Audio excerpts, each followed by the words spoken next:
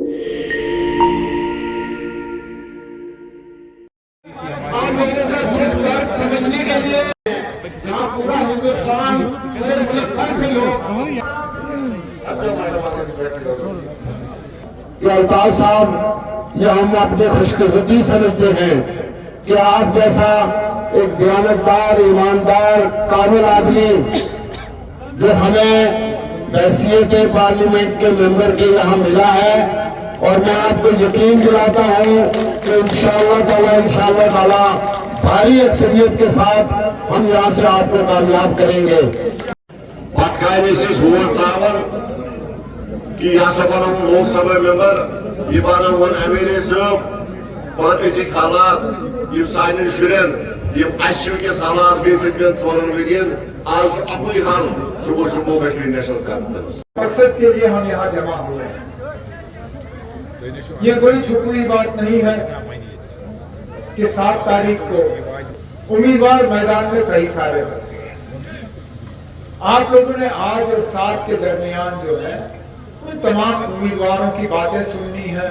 ان کو تولنا ہے، ان کو پرکھنا ہے، اور اس کے بعد آپ نے فیصلہ کرنا ہے کہ آپ کے لیے سب سے بہترین امیدوار کون ہو سکتا ہے۔ اور امیدواروں کی کمی نہیں ہے، طرح طرح کی باتیں ہوں گی، طرح طرح کی سازشیں رچائی جائیں گی،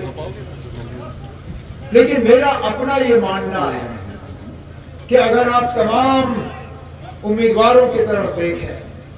دیکھیں کہ ان کا کردار کیسا رہا ہے، ان کا بولنے کا طریقہ کیسا رہا ہے،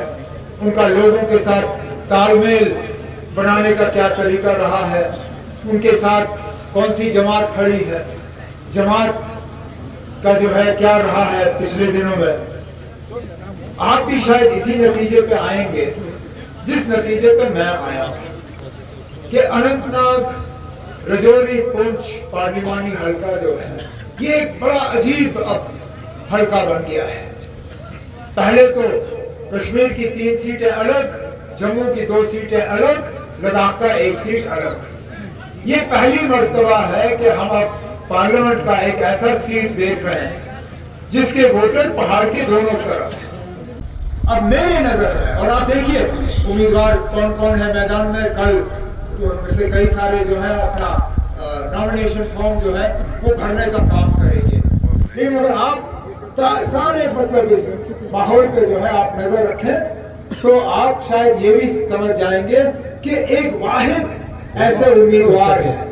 جو کشمیر میں بھی لوگوں کی نمائندگی صحیح طریقے سے کر پائیں گے اور رجوری پونچھ میں بھی لوگوں کی نمائندگی کر پائیں گے، اور وہ ہمارے امیدوار جناب میاں الطاف صاحب، بنا مذہب ملت، بنا کسی طرح کا کوئی بھید بھاؤ، بنا کسی کا کوئی بگاڑے ہوئے میاں صاحب جو ہے انہوں نے ہمیشہ کوشش کی ہے کہ ہر کسی کی نمائندگی۔ ہم نے کبھی بھی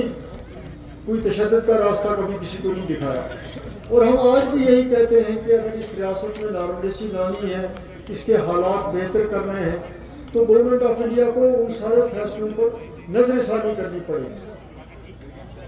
تو اس لیے آپ کو اس جماعت کو مضبوط کرنا ہے، اس جماعت کے ہمارے ورکر ہوں، لیڈر ہوں، اس ریاست کے لیے یہ چیز جو ہے وہ بہت ضروری ہے۔ ہمیں فوراً جو ہے وہ ہمیں یہ ریاست جو ہے اس کو دوبارہ فوراً سے فوراً بحال کیا جائے، اور جو ہمارے دوسرے حقوق چھینے گئے ہیں ان کو بھی ریسٹور کیا جائے۔